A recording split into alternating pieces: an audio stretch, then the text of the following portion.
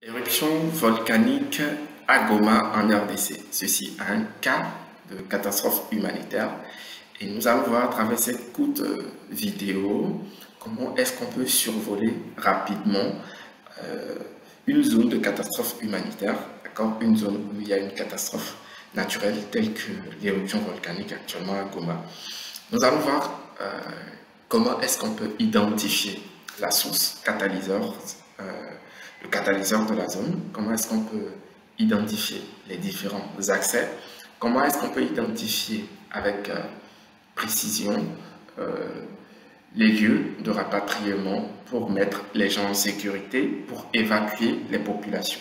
C'est ce que nous allons voir rapidement à travers cette courte vidéo.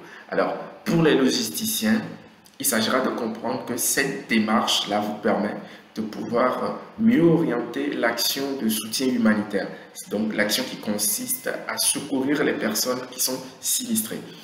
Là, nous avons beaucoup de personnes sinistrées. Les gens ont dû quitter les villages qui ont été ravagés.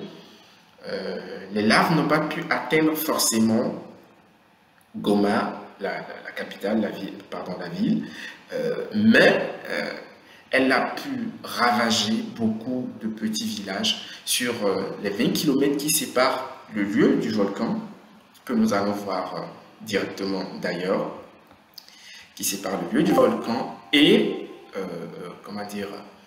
et le centre-ville de Goma. Nous allons donc voir un peu là tout de suite. Là, vous êtes face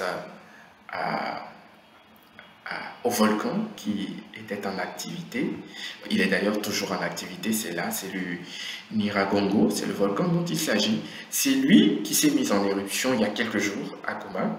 Vous pouvez voir encore actuellement qu'il y a les laves. Nous sommes au troisième jour après l'éruption. Vous voyez toujours les fumées, d'accord, avec l'image satellite qui nous montre les fumées. Là, vous avez le cratère qui est au milieu, là. On va se rapprocher un peu, voir l'intérieur du cratère. Vous avez le cratère qui est encore tout fumant. Et là, vous avez l'intérieur du cratère. Voyez un peu. C'est ce volcan-là, une catastrophe entièrement naturelle, qui a lieu sans prévenir. Ça a toujours l'effet de la surprise. En quelques heures, les gens ont commencé par voir de la fumée. Et là, c'est parti en vrille. Au bout de quelques heures, l'éruption était déjà en plein, battait son plein déjà autour de 21h. Vous voyez, ça a commencé autour de 18h. Avec les informations qu'on a eues, les premières fumées, on a commencé par les voir autour de 17h, 18h. Déjà à 21h, c'était déjà le boom, c'était déjà l'explosion, et puis ça fumait déjà partout. Donc, nous étudions à travers nos formations, notamment la formation sur la gestion d'une base logistique humanitaire, les différents types de catastrophes, donc les typologies de catastrophes. Et là, nous sommes face à un cas très précis de catastrophe naturelle, une éruption volcanique. Qu'est-ce qui va se passer? Voilà. Une fois qu'on a vu l'élément catalyseur, c'est-à-dire la source qui a créé en fait la catastrophe, qui est donc le volcan, nous allons voir l'étendue des dégâts, c'est-à-dire la vulnérabilité. Pour maîtriser la vulnérabilité, nous allons voir un peu le risque en fait, c'est-à-dire la ville de Goma constitue un point de risque énorme pour toutes les populations qui y séjournent à cause de la proximité avec le présent volcan. Le volcan est situé seulement à 20 km de la ville.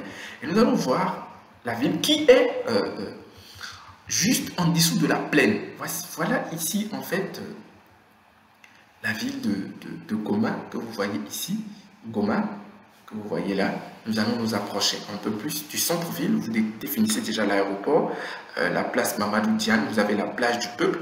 Et il faut noter qu'ici, Goma est juste comme une berge en fait du grand lac Kivu. Ce lac qui est mondialement reconnu, un très beau lac d'Afrique.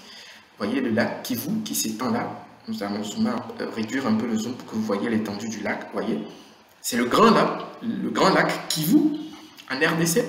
Et là, vous avez également donc la ville que nous étions en train de voir, la ville de Goma. Le volcan, il est ici, vous voyez le Nyiragongo qui est là, et la ville de Goma qui est ici. L'aéroport est là et le volcan est là. Nous allons voir un peu plus près la ville. Nous allons situer le volcan, l'aéroport déjà. Nous allons survoler un peu la ville pour que vous puissiez voir l'étendue qu'aurait pu avoir, d'accord, les dégâts si les éruptions volcaniques avaient véritablement, comme c'était le cas en 2002, atteint la ville véritablement de Goma. Vous voyez, tout ça, ce sont des habitations tout autour de l'aéroport. Vous voyez les grandes artères de la ville qui se dessinent là. Vous voyez les grands ronds-points de la ville, vous pourriez voir, d'accord? Et là, nous sommes très clairement, en fait, en plein cœur de la ville de Goma. Et nous pouvons dire, heureusement, que les laves se sont arrêtées aux portes de l'aéroport. Vous imaginez, les laves se sont arrêtées aux portes de l'aéroport.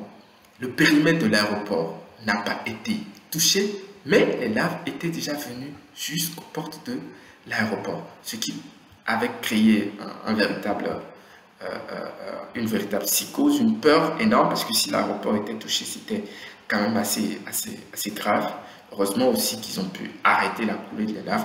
Bon, il faut dire que tout naturellement, le volcan s'est apaisé, d'accord, le volcan s'est apaisé et on a pu retrouver un accalmie temporaire. Vous avez l'aéroport qui est là, qu'on survole à l'instant.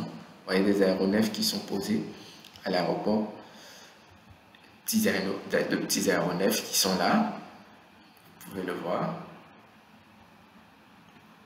Nous avons la piste, le tarmac et la piste d'atterrissage qui sont de l'autre côté. Vous voyez des aéronefs qui sont là, les tours de contrôle ici également. Nous sommes là sur l'aéroport de Goma, que vous pourrez voir facilement.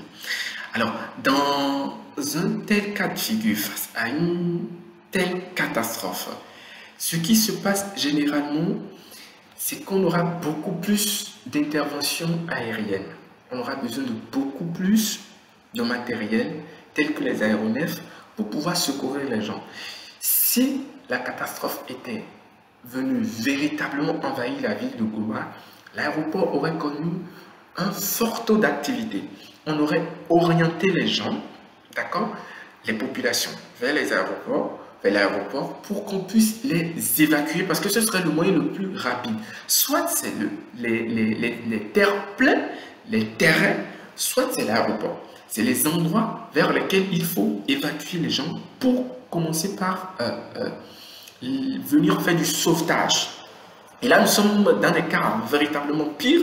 Si les laves ne s'arrêtaient pas, s'il y avait énormément de coulées, il fallait trouver un moyen. Parce que dans ces cas de figure, comme on a eu pour ce cas précis, les routes pouvaient être facilement coupées. Beaucoup d'accès ont été coupés par les laves. Vous pouvez les voir sur les images filmées que les gens ont pu mettre sur Internet. Il y a beaucoup de routes qui ont été coupées, ce qui veut dire que les accès ne pouvaient pas être empruntés si la catastrophe avait une vulnérabilité plus élevée. Et face à ce genre de figure, c'est beaucoup plus l'intervention aérienne qui est misée. Les aéronefs, les hélicoptères, tout ce qui peut aller, des cargos, pour aller chercher le maximum de personnes et sauver le maximum de vies qu'il faut. C'est très important de pouvoir utiliser une telle stratégie pour rapidement connaître toutes les voies et issues, tous les lieux de rassemblement possibles, tous les lieux qui sont loin, d'accord, du volcan, loin de la source, loin du catalyseur, de l'événement déclencheur, pour pouvoir orienter les gens, les équipes sur place, sur terre, vers ces issues-là, en utilisant les voies qu'il faut utiliser pour rassembler les personnes, déterminer les couloirs d'évacuation et mettre à disposition tout le matériel qu'il faut pour sauver le maximum de vies. C'est très important. Nous avons voulu donc faire cette courte vidéo pour vous montrer comment vous pouvez rapidement déterminer les itinéraires dans une ville, connaître tous les accès, d'accord, les identifier vis-à-vis de la source de la catastrophe, les identifier vis-à-vis des éléments majeurs, les identifier vis-à-vis de tout ce qui peut être important pour sauver le maximum de vies. Et une dernière chose que nous voudrions préciser, c'est que les plaines telles que vous les avez vues là, voyez, le Nyiragongo n'est pas loin du lac Kivu. On ne le souhaite pas. Mais il y a une autre catastrophe qu'on appelle les tsunamis. Les tsunamis ne sont rien d'autre qu'un tremblement de terre ou une éruption volcanique qui a lieu en milieu marin. Si jamais en dessous du lac Kivu, il y avait un volcan, parce que cela arrive très souvent, en dessous des océans et des lacs, il y a souvent des volcans. Si jamais il y avait un volcan en dessous du lac qui se mettait en éruption, ce à quoi on assisterait serait simplement un tsunami. Et là, on a très peu de chances de ne pas avoir d'énormes dégâts parce que la ville de Goma est tout simplement en bordure du lac Kivu. Elle serait donc énormément exposée à un tsunami qui pourrait avoir lieu. Donc retenez que le risque quand même est souvent très élevé et face à cela, nous devrions avoir des plans de secours idéaux, des plans de secours et des plans de déploiement de matériel, des zones pivots de matériel de sauvetage en cas de ce genre de catastrophe devraient être mises en place pour qu'on puisse déployer des réponses adéquates si jamais on se retrouvait dans des cas de figure pareils. Donc pour vous qui êtes logisticien humanitaire, cette vidéo est assez instructive pour vous. Elle vous permet de prendre connaissance de comment est-ce qu'on peut facilement sortir une cartographie après avoir étudié le risque, après avoir pris en main, pris en connaissance l'événement catalyseur, déterminer les accès, déterminer les couloirs d'évacuation, définir les matériels logistiques qu'il faut pour évacuer le maximum de personnes. Nous sommes donc en dessous de la ville de Goma. Nous venons de vous montrer un peu quelles sont les mesures qu'on pourrait prendre pour pouvoir essayer d'évacuer les populations, qu'il s'agisse du cas de la catastrophe qu'on vient de voir qui est l'éruption volcanique ou d'un cas d'inondation ou encore d'un cas de tsunami qui pourrait être actif dans cette zone. Donc, pour vous, si vous souhaitez élaborer donc votre cartographie des risques, vous pouvez noter donc que des inondations, des éruptions volcaniques et des tsunamis sont des catastrophes naturelles qui peuvent à tout bout de champ avoir lieu dans une région comme dans une région comme celle de la ville de Goma en RDC. C'est très important. Nous vous remercions pour avoir été des nôtres, pour avoir suivi cette vidéo jusque-là. C'est une vidéo explicative qui nous permet donc de cerner un peu le contour de l'événement, de comprendre un peu comment est-ce qu'on peut s'apprêter par rapport à un tel événement et comment est-ce qu'on peut secourir le maximum de personnes. À la présentation, c'était Eudstop pour Pôle Logistique. Nous vous souhaitons une belle journée. Nous souhaitons beaucoup de courage à toutes les populations de la ville de Goma. Et si vous êtes intéressé par nos formations, vous pouvez retrouver à la barre de description le lien vers notre formation sur la gestion d'une base logistique humanitaire, tout ce qui concerne les activités logistiques humanitaires et bien d'autres, tout ce qui concerne la logistique en général. Parce que Pôle Logistique forme énormément sur différentes formes de formation, sur différents types de formations en logistique et en gestion des transports. Nous vous remercions, nous vous disons à très bientôt et vous pouvez également rejoindre un de nos groupes, le groupe de votre pays. Regardez dans la barre de description, vous verrez également les liens vers nos différents réseaux sociaux, nos différents forats WhatsApp. Et nous vous invitons à nous rejoindre pour plus de discussions, pour plus d'échanges parce que nous apprenons énormément. Bien à vous et merci beaucoup.